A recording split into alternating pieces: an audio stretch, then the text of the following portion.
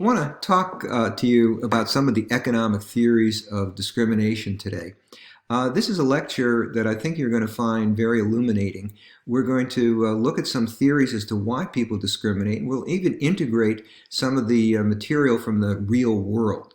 I think you'll also find that we're going to take some of the standard models in economics, and we're even going to turn them on their ear. So let's look at this. Gary Becker was a Nobel laureate in economics. We talked about him earlier in terms of human capital. He was one of the first people to look at that. But Gary Becker, among his work, he also looked at the economics of discrimination. And Becker said there are really three types of discrimination in the labor market. One of them was employer discrimination. So sometimes employers would want to discriminate. Now, wait a second.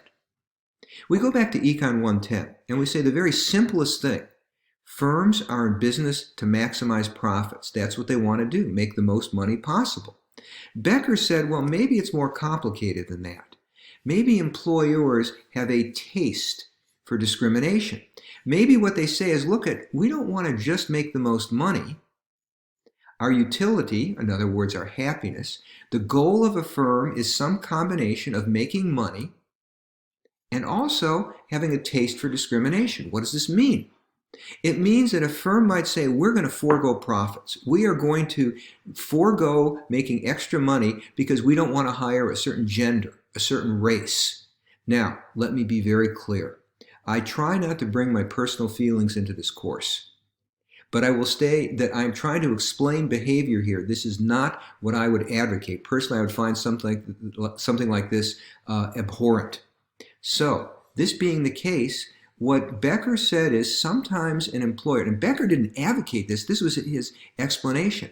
An employer might say, I will forego profits because I don't want to work with a certain minority group. If we turn the clock back to the 1940s, we find out that in 1946, the number of black baseball players in the major leagues was a grand total of 0. Now, owners could hire, excellent black baseball players in the Negro baseball leagues. Satchel Paige, Josh Gibson, others including Jackie Robinson. But firms said, look it, baseball teams, employers said, look it, we'll give up profit by not signing the very best players. We won't sign blacks. Why? Because we have a taste for discrimination. We'd rather not employ them. We'll sacrifice profits. Well, you all know the story of the Ohio Wesleyan grad, Branch Rickey, who said, you know what? I don't have a taste for discrimination. Branch Rickey was a member of the baseball team at Ohio Wesleyan around the turn of the 20th century, about the year 1900. And the team had a game against Notre Dame in South Bend, Indiana. The team traveled to South Bend, and the black catcher at the time, Charles Thomas, the member of the Ohio Wesleyan team, was not allowed to stay in the hotel. Branch Rickey said, if I ever have a chance to make this right, I will do something. So Branch Rickey said, you know what? I am not going to give up profits to satisfy a taste for discrimination because I don't have a taste of discrimination. And you can see here a photo of Branch Rickey signing Jackie Robinson. What's the idea here? Sometimes a group will find themselves at an economic disadvantage because employers have a taste for discrimination. Now, Becker said there's also other types of discrimination in the labor market. Employee discrimination. Perhaps an employer has no taste for discrimination, but what if the employees do? If we look at railroads in the South, almost all of the engineers were white. The white engineers said, we won't work with black engineers, on the railroad. So the employer would find out, wait, I'm going to lose almost all my labor force if I hire black engineers. So as a result, the only jobs that blacks were allowed to do on railroads in the South was to be what was called a fireman. In the 1920s and 30s, the fireman, and even before that, was the person who shoveled coal into the boiler. It was a low-paid, hot, and dirty job. In my own hometown of Detroit, during World War II, factories were booming, and there was a labor shortage. So some firms tried to hire blacks from the South to work in the factory so that they could fulfill orders for the government. White workers went on strike, and said, no, we won't work with African American workers. So the employers had to say, look, I'm going to lose 80, 90% of my labor force unless I get rid of the blacks. So the result was the employer didn't have a taste for discrimination, but if the employees do, the result is a group, a racial minority, might be excluded. Now, there's also customer discrimination. It could be that the employer says, I hire anybody. It could be that the employee says, we'll work with anybody. What if the customers, however, feel that there's a preference for a certain racial group? Some economists did a study and they looked at the NBA. And what they did is they said, okay, if we control for various statistics, if we look at things like free throw percentage, field goals made, assist, low number of turnovers, etc., does race matter? And it turns out that it does. The number of white starters that a team has influences attendance, all else being held equal. So even if the employer and the employee say we don't discriminate, if it turns out the customers prefer somebody from a certain race or a certain gender, the result is this could affect groups in the labor market. Now, there's something else. This is not Becker, but economists have talked about the idea of statistical discrimination.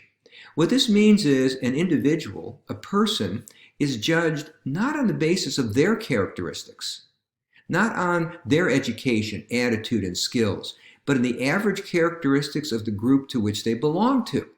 So an individual is thought to say, hey, if you are, if you're a woman, you're like other women. So an employer says, hey, this is quick information. I don't have to do a lot of searching. If you are black or Asian or American Indian, you must be like other blacks or Asians or American Indians. I am not advocating this. I am not saying that this is true, but I'm not saying that this is the case that people are like others, but statistical discrimination is where the employer says, you know what? This is a cheap and quick way of getting information as to who to hire. Does the evidence support this? A study was done by a couple of economists, Bertrand and Mullainathan. And what they did was they concocted phony resumes. And they altered the school people went to. They altered the years of experience the person had. They altered everything. And then what they did was these were all made-up resumes. They changed the names. Some people were given names that clearly sounded African American. Lakeisha Jones, Jamal Jones. Those were some names they used. And sometimes somebody with identical credentials was given a name like Emily Walsh, Greg Baker. What they found out was a white name was equivalent to having 8 more years of experience. Just having a white name, controlling for the resume. What they did is they looked at callbacks. They set up some phony voicemail boxes, and they found out how many resumes did you have to send out to get a callback. On average, if you had a white-sounding name, it took 10 resumes sent out. If you had an African-American sounding name, it took 15. What's the point here?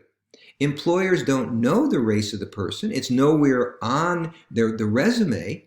But if they look at the name on the resume, they make a guess and they say, okay, this individual has the characteristics of that group, and that's how they weighted things. This would be an example of statistical discrimination. Now, by the way, this applies to other groups. Patel and Banerjee did a study. This was up in Canada, and they gave people Chinese and Indian and Pakistani names. And what they found out was that people who had Asian-sounding names had a 53% lower callback rate. So the name, even if you control for all the characteristics, all you do is juggle the names on these resumes. The name matters because employers say that an individual has a name that sounds Asian, must be Asian, and they attribute the characteristics of that group to the individual, and in this case, less likely to be called back. Now, one of the interesting things is that we find out that sometimes symphonies audition. Let's say, for example, a violinist retires, so they have to hire a new violinist. So they might have 5 people audition, and very few women were getting hired. Now, a Harvard professor, she was actually at Wisconsin when I was doing my graduate work, so I saw her around the halls. What she did was she said, okay, I have a proposal. How about if we have blind auditions? We'll have 5 candidates. You can know who the candidates are, but they will all play the same piece, and they will play it behind a curtain. So you can't see who it is. And the order will be randomized. So the people that are the judges don't know who is, the individual that's playing. They don't know their gender. They don't know their race. And she found out that when they did this, when they switched to this, it improved a woman's odds of getting the position in the symphony by 50%. So what would happen here is that the symphony would say, okay, if a woman's auditioning, she might be like other women. Maybe she's going to, maybe she's going to leave to have a kid. Maybe she's not as good, whatever. But if you don't know the gender of the persons that's auditioning, it improves the odds of a woman getting the position by 50%. So these are all cases where what we see is the employer gives the characteristics of the individual to the group that they belong to. And these are some remedies, at least the one Claudia Golden's come up with, that people have in fact adopted. So what we're going to do in the next video, we're going to talk about the laws and court decisions in the United States that govern discrimination.